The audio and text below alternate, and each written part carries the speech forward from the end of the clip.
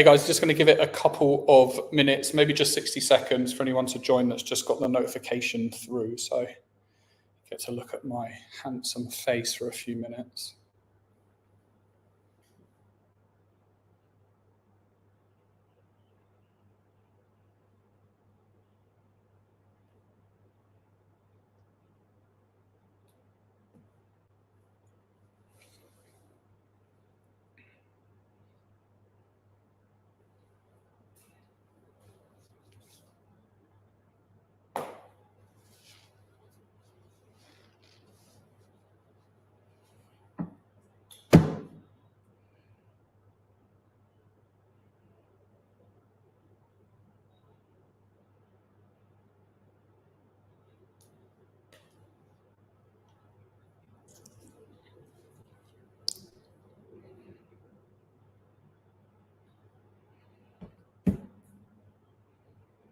Right then, I think that'll probably do it. So I'm not going to take up a huge amount of your time today. I think we're probably looking at 15 to 20 minutes. And I want to talk to you about analytics as a service from Dator and how we're helping our customers move past the typical analytics journey of data to insights and into a world of actions, and those actions that are generating genuine business impact. So my name is David Leslie. I'm the head of data value here. I spend the majority of my time speaking to our prospects and our customers about where the value is hidden in their data and how we can build a plan to unlock it. Another part of my job is I work in the go-to-market team, and we've been busy in the background beavering away for the last 6 months, really trying to define what this analytics as a service proposition looks like. And we just realized very recently that we hadn't even told you guys, so here we are. I've been in the software space for a long time now. I've worked across the whole gamut of sizes of both employer and customer. So I've worked for the biggest software vendors in the space, serving some of the biggest customers in the world. And I've also worked for a couple of startups where we had to get them off the ground, and we were serving a much smaller customer base. So I've kind of done it all. I'm also a data geek. My wife is absolutely ecstatic that I'm here talking to you today, and she doesn't have to have another look at my dashboard that I just knocked up with my Apple Health data for the 10th time. So, fun fact, I actually left the corporate world in 2020 and I moved to Lisbon. I had this notion that all of my Tuesday mornings might look like this. I was lucky enough to move to Bali in the December of that year, and I had another notion that all of my Tuesday mornings might look like this. Then along came these guys, the founders of Dator, regaling me with tales of Robin Hood analytics, stealing from the rich and giving to the poor, and biblical stories about helping the small guys tackle the big guys. And here we are again, back speaking to people like you on a Tuesday morning. But before you feel too sorry for me, on we go. So this is a basic representation of the amount of time that I've been in the space, and I've seen a few things happen over those years. When I arrived, the data landscape looked really different. It was only really the biggest companies in the world that were talking about data. Their data was kept in their IT function, and it was locked in one of the big stack vendors like an Oracle or an SAP. You had to have a really good relationship to get access to it. And even when you did get access to it, it didn't really deliver anything for people. Around that time, the visualization tools came in and started to eat their lunch. These visualization tools allowed people, regular business users like you and me in the line of business, to get a really easy visual representation of huge amounts of data, and it completely changed the way that they ran their businesses. Those visualization tools ended up getting a bit unruly. You might find 5, 6, 7 different instances within any given business. So the IT team needed a way to pull those all back in together, and the analytics platform started to take over at this point. Now we're speaking to more and more customers that either have one of those analytics platforms or they haven't quite made the jump yet, but either way, they're not getting the value from their data that they were expecting, and they're turning to things like analytics as a service. So our customers broadly fit into one or more of these 3 categories. The first is organizations that never got around to building a data team, and increasingly organizations that don't want to build a data team. They understand that there's value in their data, but they also know that it's not core to their business. So they're looking for innovative ways to try and extract the impact from their data without having to do it themselves. There's functions within much bigger businesses that just don't get access to the data team. Data teams are under a huge amount of pressure and they're operating with limited resources, they have to pick the projects they work on really carefully. Typically, those projects would sit within sales and marketing because they're seen to have the biggest impact. So if you sit outside of one of those functions, the chances of you getting access to the internal data team are very, very limited. And then organizations that have, I guess, tried and failed, or tried and haven't quite got where they want to get to. Often this looks like an organization that employed a really clever grad a couple of years ago, turned on some Power BI licenses, but they've realized in the fullness of time that that just isn't what they need to actually extract the full amount of impact that they're looking for. These organizations all share some characteristics. They've all got tons of data. Typically it's trapped in systems or spreadsheets. They all have an inherent understanding that the data is valuable and it should be doing more for them, but none of them are getting the kind of impact that they would hope for. So what exactly is analytics as a service and why does it exist? So I thought it'd be best to start with the why. Until really recently, it's been almost impossible for organizations of a certain size and down to create a really meaningful analytics experience that delivers impact. The costs associated with it are huge. They're typically measured in the hundreds of thousands. The timelines are measured in 6-month increments. The people that could really benefit from this stuff don't have enough hours in the day to even keep the lights on, let alone look at strategic projects that might benefit them 6, 12, 18 months down the line. And where are they going to find the people to help them? So our mission has become to try and level that playing field. We're working with organizations of all sizes and skill levels to try and help them get over those barriers and finally get the impact from their data that they're looking for. Help them get over barriers like lack of access to them internal skills or simply not having those internal skills. The huge costs associated with it, trying to build a business case for, $100K investment from a senior stakeholder, or even trying to justify that kind of money in your own business. And the huge timelines. Who can invest in a project that may deliver in 6, 12, 18 months, but also may not? It's just unrealistic. I've come across two main types of people on my travels over the years. I've come across the optimists. Now, you'll all know some optimists. You might sit next to an optimist. Your boss might be an optimist. My wife is an optimist. They say things like, I think we'll be fine. We've got Andy. He knows about the data. He's been here since day one. He's pretty good with Excel. If we need to, we can turn on the Power BI licenses. To be honest, we'll muddle through and I think we'll probably get to where we need to get to.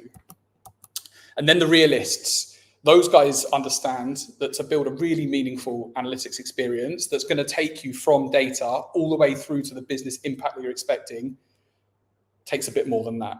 It takes a team of really talented people. You need people to connect to data. You need people to model data. You need people to build the analytics experience. You need people to do the insights. You need people to make sure the whole thing can stay secure. You need to have a really amazing understanding of technology or have access to somebody that has a really amazing understanding of technology. The analytics space is moving so fast, it's almost impossible to keep your arms wrapped around it.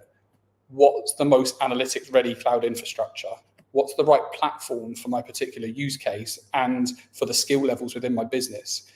Are these technology decisions right for me both now and in 5 years and in 10 years? Is it going to allow me to build customer-facing analytics when my customers knock on the door and say they want to understand the service you're offering in more detail? Is it going to help me get under the skin of progressions like artificial intelligence and ML algorithms? And is the whole thing going to be secure? We all know how important data security is. And the third thing, and for my money often overlooked, is do I have a plan? Do I know that I'm going to be able to take those investments I've made in people, take the huge investments I've made in technology, and make sure that they deliver impact at every single step of the way? Do I have a tried and tested methodology that's going to take me from the data that's floating around my business through to actions that generate impact over and over and over again? So our question then became, how do we create this realists analytics experience minus the huge costs, the infinite skills you need, and the 12-month timelines?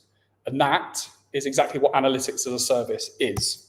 It's a single subscription that gives you access to a team of incredibly talented people, access to cutting edge technology, and access to a bulletproof methodology that's going to prove value over and over and over again. It's essentially absolutely everything you need to move from the raw data trapped in systems and spreadsheets all the way through to insights that are going to generate genuine business impact for a single subscription. Okay, so let's have a look at the individual parts in a bit more detail. So the people. We've already understood that you need a lot of people to make this thing work in the most efficient way.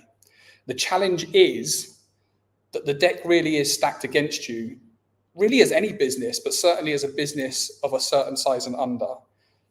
These people are in incredibly high demand. You'd be very, very lucky to find and employ them. If you were lucky enough and could afford to find and employ them, they'd probably be some of the biggest salaries on your wage bill. And then you'd need to factor in the fact that they're not even going to be utilized all of the time. The guys on the left-hand side of this, under 50%, it's just not a feasible model for 2024.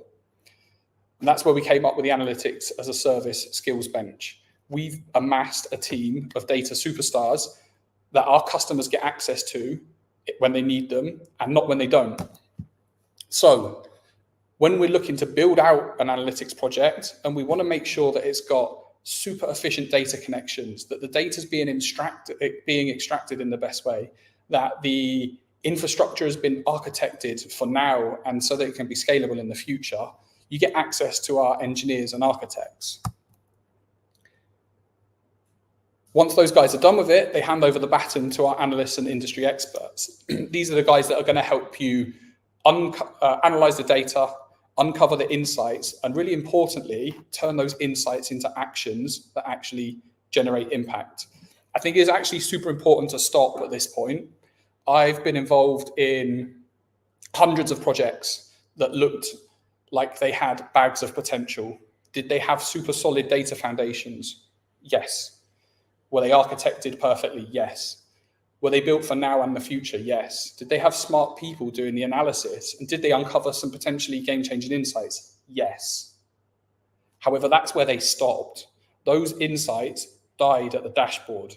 They weren't able to translate the insights into actions, and it's the actions that generate the actual business impact. And that's why we focus so much on this second part of the process, to make sure that absolutely everything we're doing generates the kind of impact that you're expecting.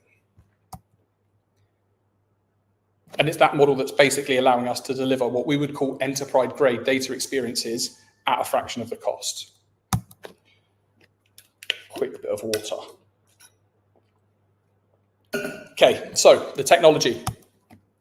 This is where the interesting questions start coming up. So most people have a kind of an inherent understanding that they're going to need an infrastructure to run it. And probably by 2024, you know that that's going to be cloud infrastructure. But is it going to be AWS because you heard that that's the latest and greatest? How about Microsoft because you've got it internally? Isn't Snowflake the most modern and scalable platform? What about MongoDB? And isn't something like Exasol even cheaper? Then how are you going to surface that data? You could use a platform like Qlik because you've already got some in the business, Tableau because it's an industry standard, Domo because it's super user-friendly, Power BI because there are already people using it, or a platform like Sisense that takes care of the whole journey. And actually, isn't the whole thing futile anyway because aren't the machines coming to take our jobs in a couple of years?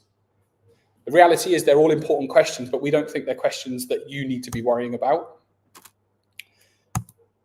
That's why our single subscription comes with access to the right analytics platform to tackle your exact use cases, lightning quick cloud infrastructure that's been built to be infinitely scalable as your analytical needs grow, access to AI and ML capabilities that have been distilled down to a level that they fit seamlessly into your daily workflow and they become a value add and not a distraction, all underpinned by the latest cybersecurity.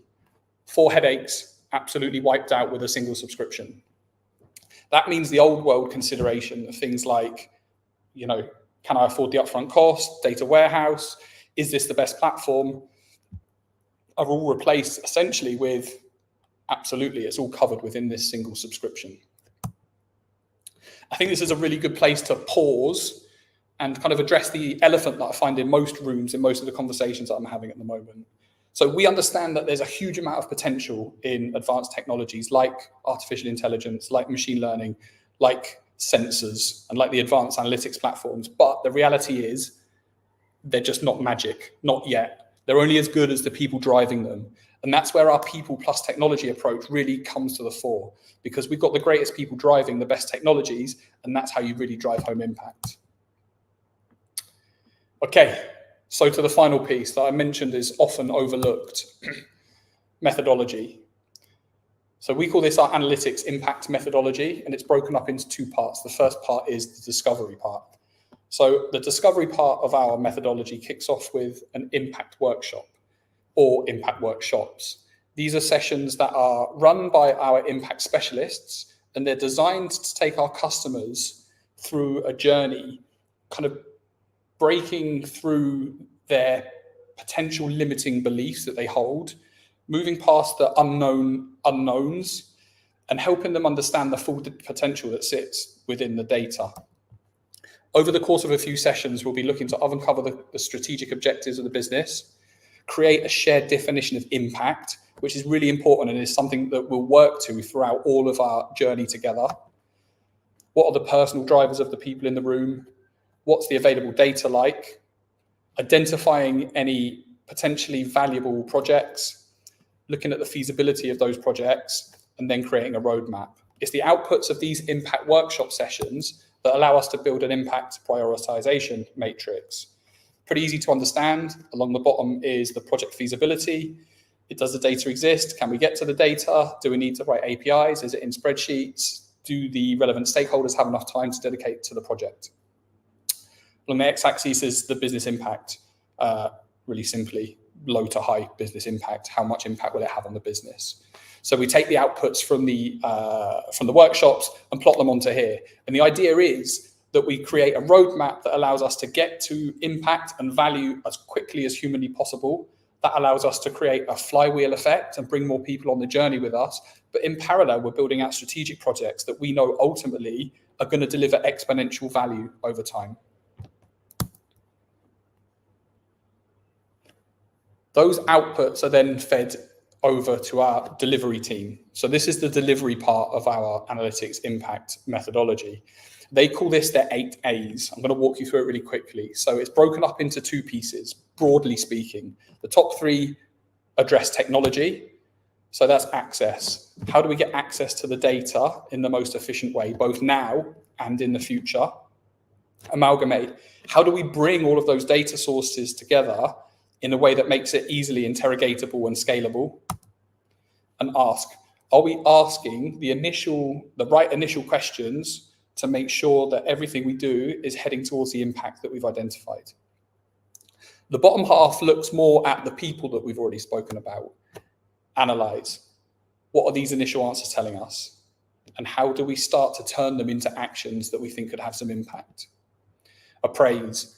Are these answers actually valuable? An honest look at where we are to this point. Are the answers we're surfacing the answers we need, or do we need to dig a little deeper? Do we need to add more data sources? Do we need to look at a different question potentially? Articulate. Can we help you or our customers build a story using the data that will articulate the value of this project to senior stakeholders and other people around the business, with a view to getting more buy-in, again, creating that flywheel and building an analytics culture within the business? Authenticate. Again, having another look at what it is we're actually achieving. Are the actions that we've implemented actually having the desired impact, or is it time to have a look at tweaking them a little bit? And the final piece is augment. This is where we look to extract even more impact from the stuff that we've already done. Is there a way that we could make this more valuable by adding in another data source? Could we look at third-party data? Could we potentially, at this point, look at some automation, some AI or some ML technologies? The idea of the bottom part of this is that it's meant to be infinite. So every project that we do internally, we keep running them around this cycle to make sure that at any given point, they're always delivering the maximum impact. It's a way to keep the projects really honest. So that's it. That's the people, the technology, and the methodology. I think the final thing that I wanted to talk about is why it's so important that the 3 sit together. We speak to a lot of businesses, that have some great people and some good technology, but most of them end up with lots and lots of dashboards that look at backward-facing KPIs. They help people understand what's happening in the business, sure, and what's happened in the business historically, but they're not helping them understand what they can do, what actions they can take to actually drive the business forward in the direction that they want. We find a lot of people that have great people and a great methodology, but without the technology, they end up with ideas flying around in spreadsheets and it becomes unmanageable. And we see businesses with the methodology and the technology. This one's really dangerous. What we've seen here is they build the most incredible infrastructure, super streamlined, analytics ready, top of the pile, never gets used. It never gets used for any projects that drive top level impact. And that's why it's so important that we have all the three together. And that's why Analytics as a Service is growing so fast. And it's those three things together that allow us, typically over the course of the first 10 to 12 weeks, to move from data trapped in spreadsheets and source systems through to these kind of outputs. Now, this isn't an exhaustive list of outputs by any stretch of the imagination, but these are the kind of things that we're doing with our customers to access impact really quickly. We have two kind of different types of output. We have dashboards that get handed over to customers and they use them to run their day-to-day operations. This is how they become data-driven, if you like. And then we have customers that don't really want to be involved in the analysis, in all honesty. They have a bunch of questions that need answering. And the idea of answering those questions is that we provide them with the insights and then help them turn those insights into action. So the other half of the customers, we build these analytics environments, but we use them internally to find the answers that our customers need and hand over those answers so that they can just do their job in the most efficient way.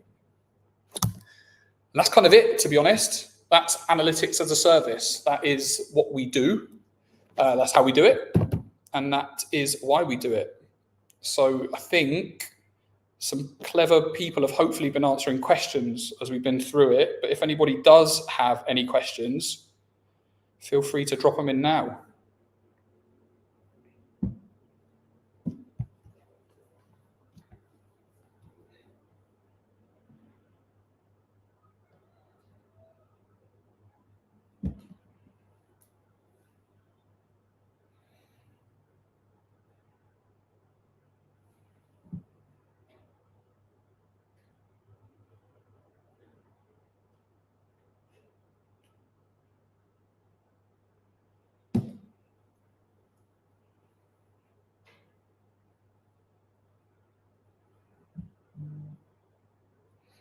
Okay, so the wonders of modern technology are telling me that my clever colleagues have been answering the questions as we've gone along. So I'm going to say thank you very much and goodbye.